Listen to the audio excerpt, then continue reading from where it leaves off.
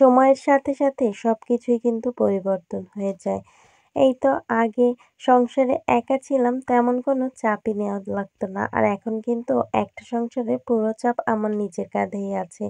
So hello everyone, আসসালামু আলাইকুম। কেমন আছেন সবাই? এই তো সকালবেলা ঘুম থেকে উঠেই আজকে শুধু বিছানাটা গুছিয়েছি। তারপর এই তো সকালের আর কোনো ভিডিওই নিতে পারিনি।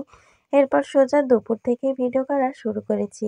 প্রথমে এই তো বাজার নিয়ে এসেছিল, সেগুলো গুছিয়ে রাখলাম। এখন খাওয়া-দাওয়ার পর অনেকটা থালা বাসন হয়েছিল, সেগুলোকেই ধুয়ে তারপর সোজা রান্না করতে চলে যাব। আর তার আগে অনেকগুলো মাছ নিয়ে এসেছে, সেই মাছগুলো কেটে ধুয়ে এখন পলি করে কিছুটা উঠিয়ে রাখবো আর বাকিটা রান্না করে ফেলবো। আজকে হচ্ছে কঙ্কন মাছ দিয়ে আর বেগুন দিয়ে রান্না করব। তো বেগুনটাকে কেটে নিয়েছি, এখন ধুয়ে আগে তরকারিটা বসিয়ে দেব। এই তো প্রথমে তরকারিটা বসিয়ে দিলাম, তারপর হচ্ছে বাকি কোটাকাটাগুলো সেরে নেব। মানুষের জীবনটা কত অদ্ভুত, তাই না বলুন? এই তো সময়ের সাথে সাথে সবকিছুই পরিবর্তন হয়ে গেছে। আগে আমি অন্য কারোর উপর নির্ভরশীল ছিলাম। এখন আমার উপর অনেকেই নির্ভরশীল। আমি এখন একা হাতে একটা সংসার সামলাই। ভাবলেই না খুব অবাক লাগে। এই তো কিছুদিন আগেও ছিলাম একটা বাড়ির মেয়ে, আর এখন হয়ে গেছি বাড়ির বউ। আর যাই হোক, এখন একা হাতে নিজের সংসার নিজেই সামলাচ্ছি। ভাবলেই খুব অবাক লাগে। যাই হোক, কথা বলতে বলতে এই তো মাছগুলো কষিয়ে তুলে ফেলেছি। তারপর মসলা আলু দিয়ে কিছুক্ষণ কষিয়ে নিয়েছি। এরপর ঝোলও দিয়ে দিয়েছি, আর ঝোলটা ফুটে গেলেই তারপর বেগুনগুলো দিয়ে ঢাকা দিয়ে রাখবো।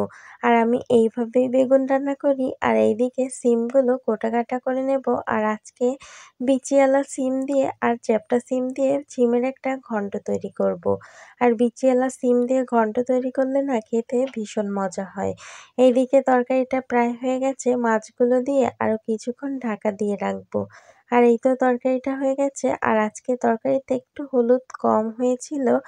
যাই হোক, কোনো ব্যাপার না। এদিকে সিমটা ভালো করে ধুয়ে পরিষ্কার করে নিচ্ছি। যেহেতু বাজারের সিম, এজন্য একটু ভালো করে ধুয়ে পরিষ্কার করে নিতে হয়।